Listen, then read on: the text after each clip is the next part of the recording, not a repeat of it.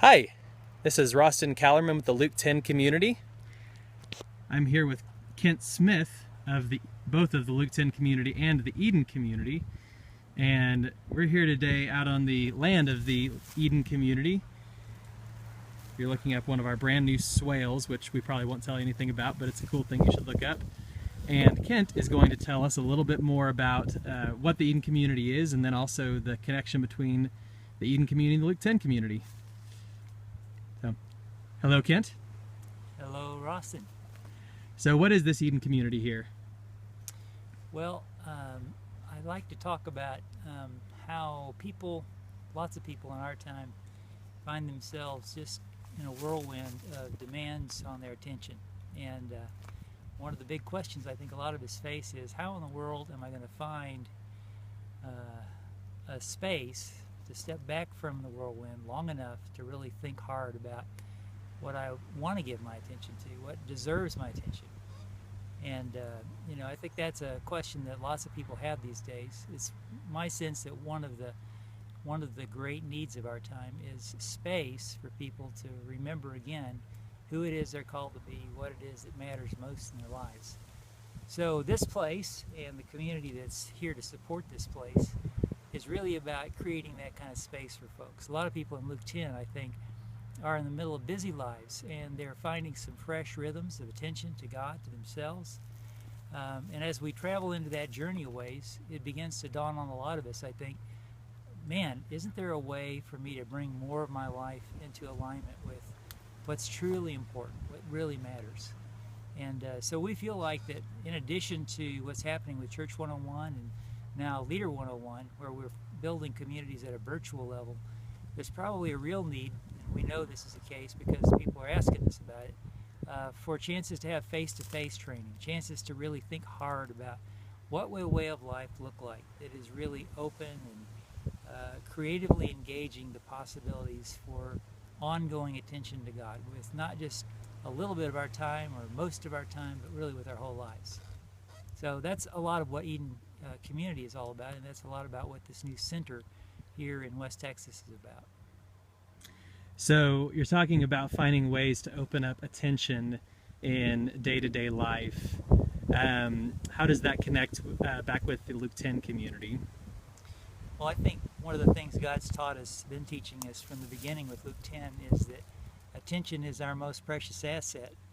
And for most Americans, it's been stolen so many ways that our lifestyles take our attention away from us, whether it has to do with the time we have really to directly attend to God, but also just the busyness of our lives, the expense of living, the cost of child care and health care, the cost of paying rent and mortgages, so many things that we kind of take for granted as just a necessary part of life in America.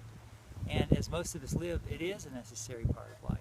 But if we were to live differently, if we were to live more simply, if we were to live sharing more, loving more, which is really what sharing is all about, we could open up space to live in fundamentally different ways where time and attention was available to us in a way that most of us haven't experienced. And I think that's a vision that a number of us are exploring and seeing God bless in amazing ways. I think lots of people are trying to get a handle on what that looks like, and that's certainly part of what we want to do, is help people in Luke 10 get handles on how to live more sanely as a people of God in our time. So the thing that I'm hearing from you is that through engaging with Luke 10, a lot of people are experiencing a new way of paying attention to the world around them. They're experiencing a new way of paying attention to each other. But at the same time, it's just really, even inside of that, it's really easy to just continue living life mostly in the same ways that we've always lived life. And we're experimenting with, here at the Eden community, we're experimenting ways to carve out more attention. We're experimenting with ways to change even the way we look at the most fundamental aspects of our lives, beyond even more so than just like, what does it look like to change the way we think about church. We're talking about how do we change the way we look at all of life. Absolutely. And I think historically that's how God's people have been most effective, especially in times of great challenge from the wider culture. That was certainly true in the first centuries of the church. That's been true down through the ages, in the days of the Celts when the Roman Empire was falling apart. And that was the way things were in the days of the Moravians when the empire of Europe was really reaching all over the world and into new people groups. And we may be in that kind of a time again where it's important for the people of God to think deeply about how can we imagine a way of life that is actually good news to us as well as good news to the people around us, and to think more missionally, to think more about how we can live as missional community in a way that is not retreating from the world, not withdrawing from the world, not moving out into the country. The point is not agrarian living. The point is having time and space to think deeply about how does God want me to engage fully with what I have to offer? How does God want us to engage as a community fully with what we have to offer, with the great needs that are all around us, the brokenness that surrounds us wherever we live in this day and age? So you're not saying that in order to follow God, people have to move out into the country? No, in fact, I think very few people are probably called to move into the country, but I think historically God has used wilderness, countryside, as a place for the city dwellers and suburban dwellers as well as country dwellers to remember again who they are. And so we want to create those kind of spaces, and hopefully whether people end up in inner city or in the suburbs or in the countryside, they'll live the rich life that God intends for them to in that place. That's really good. I was reading an Anthony DeMello last night, I believe late, I believe he passed away, but the great Jesuit retreat leader, who was talking about how retreat is especially important for leaders in spiritual community, that getting that opportunity to go into the wilderness, like you were saying, to engage more deeply, to dive more deeply into the life of God, to have more, to be spiritually renewed, to be able to continue to pour into and draw out the folks that are part of your spiritual community, which is hugely important for something like the Luke 10 community, because this community is just chock full of people who are starting churches, who are engaging, who are always, looking for the next 10-2B answer. If that's all we're doing, if we're always reaching out and never reaching in, then it's so easy to get burned out. Boy, that's so true. I mean, it's a spiritual truism that we can't give what we don't have. I can't give what I don't have. And if I'm not being refilled and renewed in my life with God on a regular basis, on a steady, consistent basis, if we as a community are not being renewed in our lives together on a steady and consistent basis, then we really have very little to offer. Our news is not so good.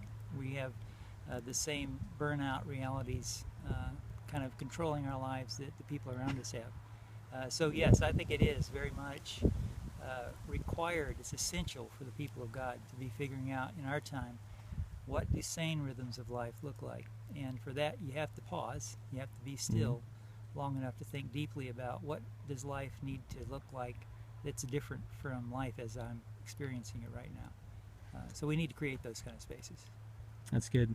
And so to tie back into something from earlier, we were talking about how this life with God engages every aspect of our engagement with the world. So what kind of things are going to be happening out on this community land besides hosting retreats?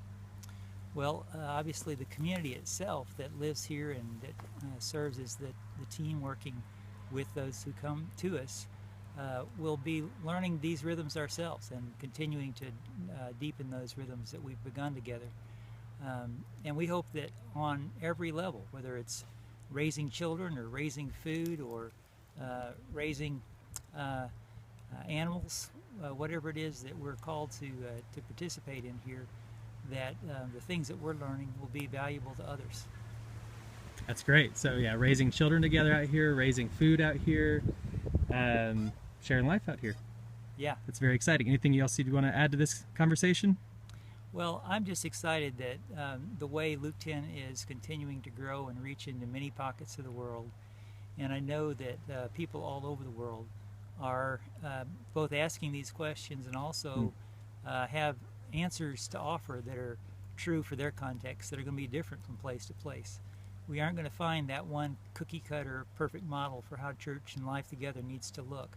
But what a grand adventure we're on to all be discovering how to tend to the Lord so that His good Spirit can lead us together into the way of life that is going to be good news both to us and to those around us who get to look in on that life as we live it out together. That's great, and that's easily one of the strongest, always been the strongest argument for the existence of and continual engagement with humanity of a loving God. Amen. Vibrant families of Jesus. That's everywhere. Right. That's what we They want. actually matter. All right, Kent. Well, thank you very much for this conversation, and let's get back to work. My pleasure.